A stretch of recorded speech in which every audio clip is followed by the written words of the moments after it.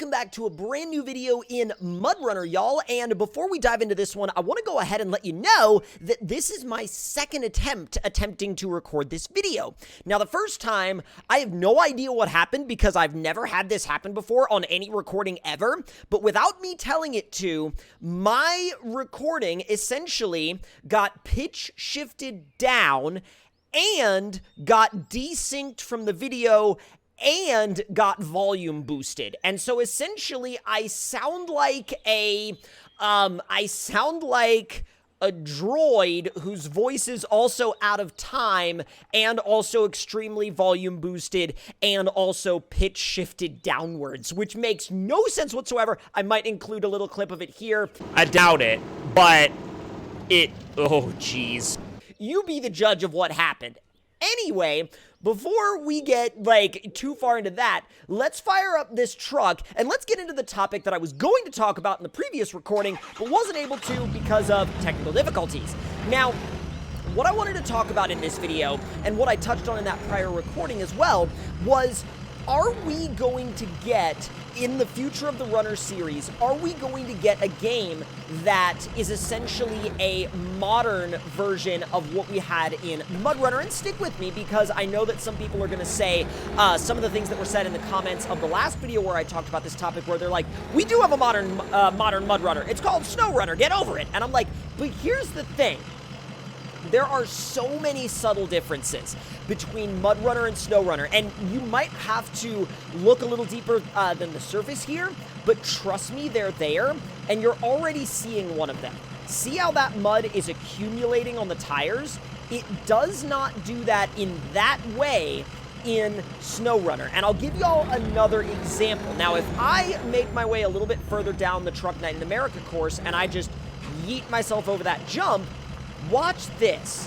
So if I go into the deeper mud, look at the way that the mud not only collects, but if I start going faster, the truck is not going to instantly dig. It's actually going to dig down more progressively rather than going from complete grip to complete sink, complete slip. Watch this.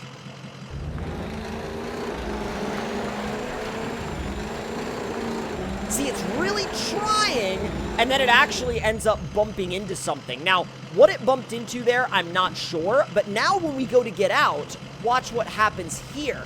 So you can still get out of that. Now, in SnowRunner, that would not have been anywhere near as easy to get out of, and honestly, a lot of situations in SnowRunner present themselves in ways of like, okay, well, you're stuck now because you drove in too fast, and now you're stuck and there's nothing you can do about it. You have to either recover or go get a rescue truck. In MudRunner, there was a lot more strategy involved in ways that you could actually get yourself out of the mud, and there's more of the mud clumping up on the tires that I talked about previously that I actually really, really like, and I also think really needs to make a return in the next Runner game. And also, this mod is freaking sick. Watch this. I'm like, oh, I need a little bit more suspension height. Preset lift levels ready to go. This truck also has fully, independently usable any level lift on both the front and rear axles, which is also sick. Again, pay no attention to the pontoon boat. It's fine. Now, another thing that I would like to see them bring forward and really go back to is a feeling of true weight and mass with these vehicles. And this was prevalent in the vanilla MudRunner trucks as well as in the modded MudRunner trucks, because it was pretty much a core aspect of the physics system as a whole, where what would happen is that all of the vehicles had a feeling of weight. They had a feeling of mass. And one of the best ways to demonstrate that is to actually go over a small jump. Now, when you go over a small jump in SnowRunner, you run into a situation where when you go to land, the vehicle actually bounces around and bounces side to side, and it tries to grip up again, and then boom, it flips over. And that happens almost every time you try to go over a jump or anytime a vehicle gets air. So watch this. Oh, come on, if I can actually get any speed. Come on. Come on. I don't have enough traction to get speed to do it here. Hold on, we'll go over the top of this. Or maybe we won't. We're stuck on something. Okay, there we go. Now, watch what happens here. One impact, one impact, and then it settles. In SnowRunner, that would have rebounded like crazy, tumbled around in the air, and then come to rest probably somewhere over there by those other vehicles.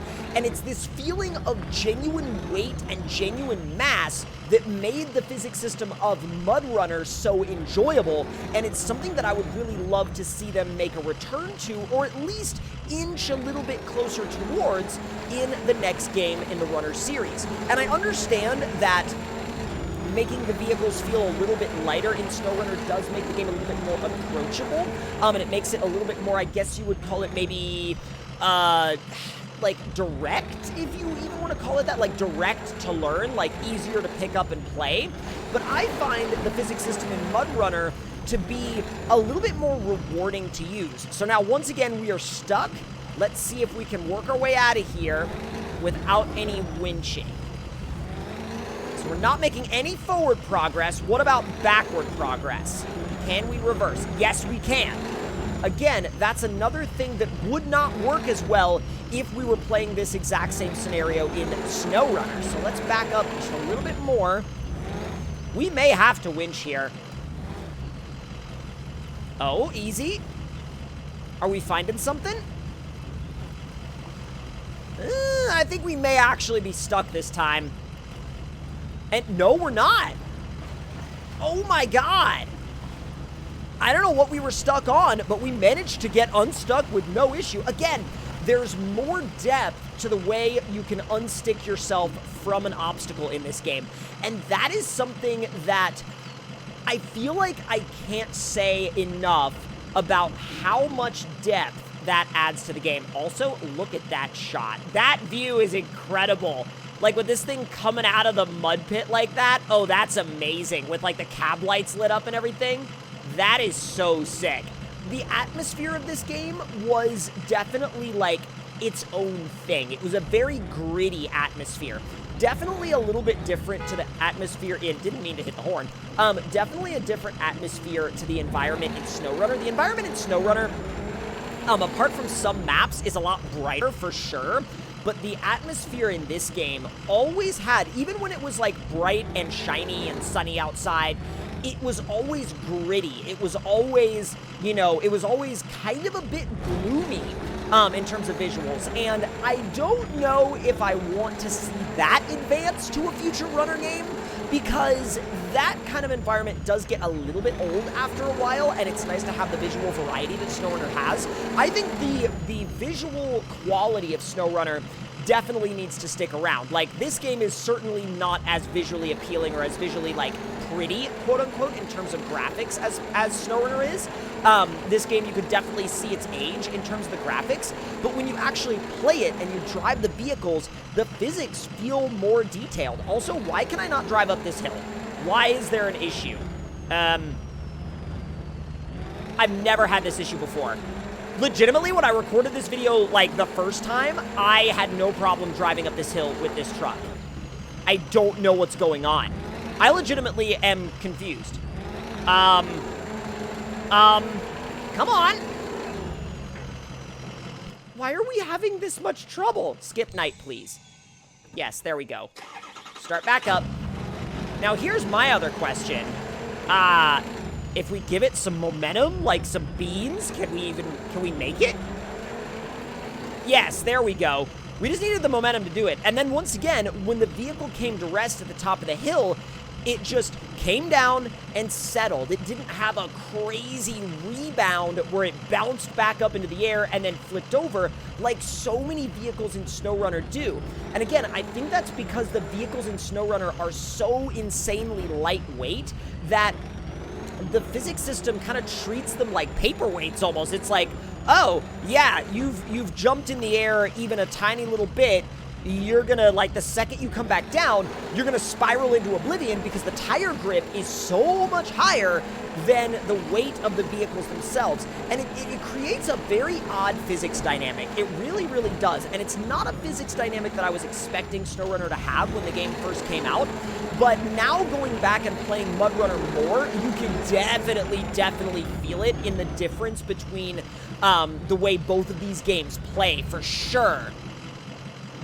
And if y'all have any feelings of your own in regards to this topic, please do leave them in the comment section down below. I would love to hear them, and I always love reading y'all's comments and interacting with y'all in the comment section, because we're the driving force behind, you know, what drives this series forward. We really are one of the biggest forces behind this game, and I make these videos because I love this series. This series is a series of games that I grew up with, and I'm still playing them to this day. And I think it really is cool to see all the progress that this series has made. But with that, there are things from this era of the series that I would like to see progress forward into the next era of the series. But with that, hope y'all enjoyed, and I'll see y'all in the next one. Talk to y'all later.